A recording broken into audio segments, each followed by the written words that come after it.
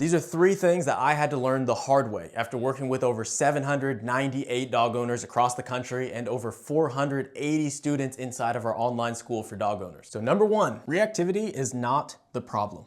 Imagine you were a math teacher. Hang with me for a second. And a student comes to you looking for help trying to solve this multiplication problem. They say, "Teacher, I need your help solving this problem. What's the answer?" They just want you to give them the answer. And if you were a bad teacher, you might just do it real quick in your head and give him the answer. Or you might pull your pen out, walk through the problem, give him the answer, hope he follows along. If you were a bad teacher. Now, if you were a good teacher, you might have the student work through the problem in front of you. That way you can pay attention and observe and identify what the actual problem is. Now imagine for this specific student, you find out that he actually doesn't know what a number is. He doesn't know how to count.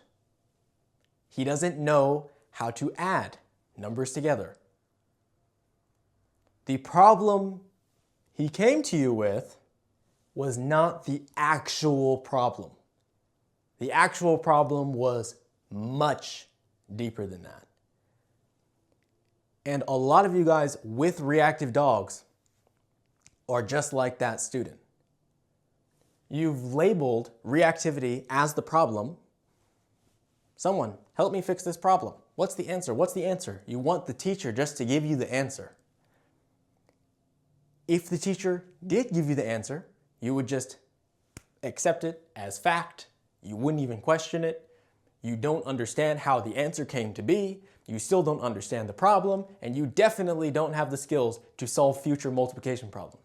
So you might feel temporarily good about it, but long term, you're going to struggle because you still lack the fundamental skills and the fundamental understanding. I made this mistake when I first started training dogs professionally. People would come to me and be like, "Miles, I need your help fixing this problem. My dog is reactive." And I'd be like, "Great, we're gonna fix this problem. We're gonna eliminate the reactivity." And we show up and we do the sessions and I'm holding the leash the whole time and the dog is making me look really good in front of the owners. They're all impressed. And I don't even know what I was thinking. And they go home and they come back for the next session. It's like, "Miles, he reacted at this dog. And then we have this new problem inside the house and we've got this and we've got that." And it didn't take me very long before I realized, hold on. The problem they're coming to me with is not the actual problem. They don't know. They don't understand why their dog performs certain behaviors. They don't know why they continue behaviors, why they stop certain behaviors. They don't know how to teach a behavior. They don't know how to remove a behavior. They don't know how to reward a behavior. They don't even know how to use a leash. They lack the fundamental skills and understanding required to solve that problem, in this case, the reactivity. And once I realized this, it completely changed the way I approached dog training. At first, I thought it was just all about solving the problems with the dog, solving the problems that people come to you for. But then I realized, just like the teacher, you realize that's not the actual problem. The actual problem is most of these owners don't know what a number is. That's why now, if you're inside of our online school, you know that you can't even start the reactivity course until you complete the necessary work beforehand. It's that important. It's that important. If you just skip over that and just jump into the reactivity course, you're not even going to understand what is being presented to you. You're literally not. Just like the student who doesn't understand what a number is, you can't even grasp the concept of a multiplication problem. And I understand that nobody wants to hear this. No one wants to hear this. Dog owners don't want to hear it because they want everything solved fast, easy. I give you money, fix the problem. Dog trainers don't want to hear this because, number one, it doesn't sell. How are you going to sell slow and hard when everybody else is selling fast and easy? And number two, it's way harder. It's way easier as the teacher just to give them the answer to the problem. But when you do that, just like the teacher, if you just give the student the answer to that problem in that moment, you're dooming them to a lifetime of struggle. because you didn't do the work required to actually build their skills and understanding to where they can solve these problems on their own without your help in the future. And this is like, I wish everybody could understand this. Reactivity is not the problem. As Socrates said, there is only one good, knowledge, and one evil, ignorance. Your dog's reactivity is not the problem. The problem is your ignorance. Not knowing is the problem. And if you can truly understand that and internalize it and align yourself with that, it doesn't just change how you approach the problem, it changes the problem itself. Because now you're coming to the teacher asking completely different questions. Instead of looking for the answer to this problem, you're asking, what is a number? And that changes everything.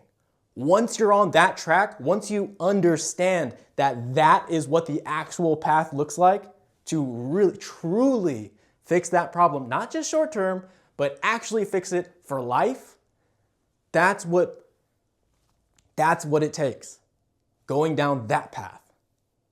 It's harder, it's longer, yes. But ultimately, I believe that's what actually leads to the long-term, long-lasting, forever results. The problem is not the reactivity. The problem is your ignorance. So that's number one. Number two, separate your emotions from your behavior. This right here is the reason why most people fail. They cannot separate how they feel from what they do. And I just learned this 6 months ago. I was talking with all the students inside of our online school, just trying to figure out where they were struggling in the reactivity process and trying to figure out what the actual problem is. And I found out that almost everyone was struggling with this, the human emotions getting in the way of the training. And when you're going through the reactivity training process with your dog, the most common emotion that at least I see owners have to overcome is fear. Fear of hurting the dog, fear of hurting your relationship, fear of hurting your trust, fear of what other people are going to think, fear of what they're going to say about you, fear of not being good enough, fear of not being able to figure it out. All of these fears start popping up. And there's nothing wrong with these fears. There's nothing wrong with these emotions. I think almost everybody has these. I had them when I first started training my own personal reactive dog for the first time. I think almost everyone has them. It comes from a place of compassion, I think. The problem is when you allow these feelings to influence the training and you don't know what you're doing. That's the problem. And so for our students at least, they've said that this is the hardest part about fixing their dog's reactivity. This. So as you're training your reactive dog, be very mindful of the emotions that arise throughout the training process, whether it's fear, whether it's anger, whether it's frustration, whether it's disappointment, whether it's embarrassment, whatever emotion it is, be very mindful of it. Recognize it and deliberately separate it from your behavior. Don't allow it to control or influence your training. I'm not saying you can't use emotions in your training to communicate with your dog. That's not what I'm saying. I'm saying your emotions shouldn't control your training and what you're doing in the moment. All right? So that's the second thing. Separate your emotions from your behavior. Number three, most reactive dog owners are dumb. Now, before you get mad, let me explain. One of the ways we measure intelligence in dogs is by measuring their rate of learning. So learning is just when the dog changes their behavior, and intelligence is just how fast they learn. In other words, intelligence is how quickly the dog changes their behavior. So if you have a dog who changes their behavior very quickly, and they learn very quickly, this is an intelligent dog. You say this is a smart dog.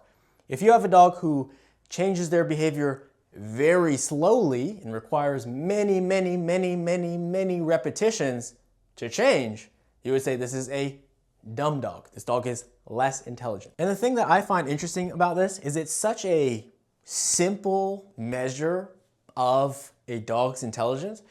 Whereas with humans, we have all of these proxies for measuring and gauging someone's intelligence. It's like, you know, what's their IQ, and what was their SAT score, and what was their GPA, and what career are they in, and do they read books and watch documentaries? And sometimes it feels like, is intelligence even something that's in my control? Like, am I born with this? Is it genetic? And like, you know, it gets kind of weird.